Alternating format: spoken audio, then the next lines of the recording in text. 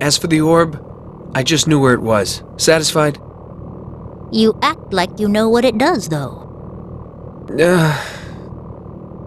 It taps into the Earth's energy, or the ley lines, as the Pothrad say. By controlling the ley lines, you could dominate the world. I see Pothradians know all about the orb's power. My question to you is, isn't it human nature to use such power for whatever you desire? Because I know what the orb can do, I'd never abuse it. Zeldis. Is Vanette...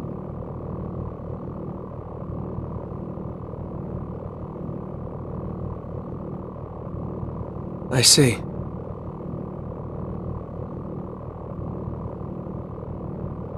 Professor, is the orb connected? Yes, I just finished the last details. Activate it now. Has there been any word from our envoys to Grangale or Ceriltia? None so far. And they don't seem eager to stand down either. Then we'll deliver an ultimatum. Understood. Let's head for the bridge, then.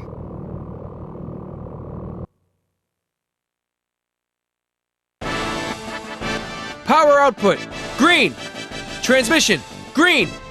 Control systems, green. All systems green. Raise the Admonisher. The Admonisher. One who punishes. An appropriate name for the Avenger of Mankind's sins.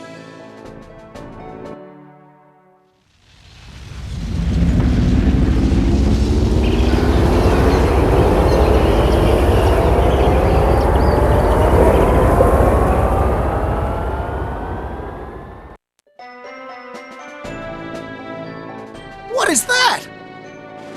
Sir, is that the weapon they mentioned? It's a bluff. We won't let them interfere with our mission. You! Hold that thing up so they can see it! Yes, sir. What's that? A man's head. It's our envoys. It seems they plan to go ahead with the war. So they think we're bluffing, huh? Well, let's show them how serious we are. And that's that. Aim for the rear mountain. That won't be enough. A show of force doesn't mean a thing if they don't feel any pain. They won't care what happens to a mountain. But we mustn't take lives. Do you want the war to end or not? Once we fire, it'll take days to recharge the cannon.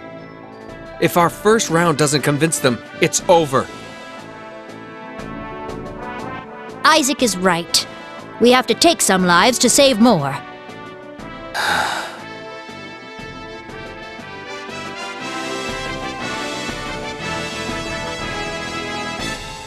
Aim for the front lines of both armies. Roger. Gauging target distance. Distance acquired. Focal length 2300. Target angle 30 degrees. Bring peace to the children. End the war. Please. Ready to fire. Wait. I'll pull the trigger. The responsibility for this will be mine. Very well. May this be the first and the last blast of this cannon. For the future!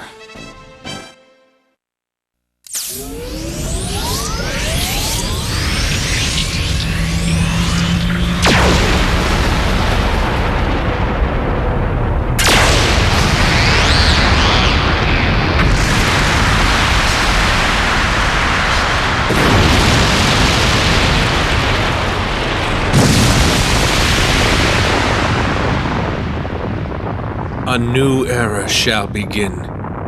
One without war.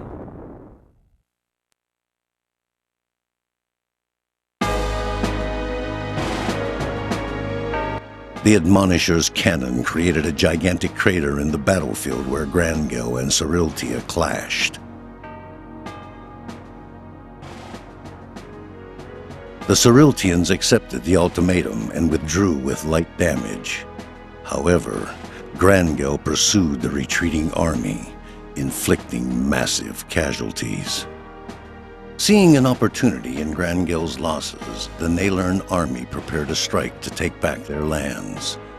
Grangel too began preparations for what appeared to be the final battle between the two countries. It was clear to all that it would be a long, bloody battle. Seldus forced a ceasefire by using the threat of the Admonisher. As a concession to Grangel, the PMB forbade other countries to invade Naelern. In return, Grangel acknowledged the Naelern people's autonomous status. To prevent reprisals from within Naelern, the PMB granted their autonomy and guaranteed that Grangel would take no more of their home soil. The display of power convinced all of the Western countries, including Ceriltia, to accept Seldus's ultimatum and swear non-aggression pacts. Thus, the war that had held an entire continent in its grips for decades had finally come to an end.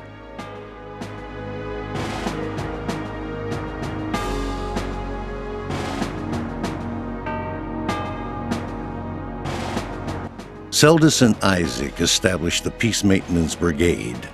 Under its watchful eyes, the nations convened for regular diplomatic peace talks.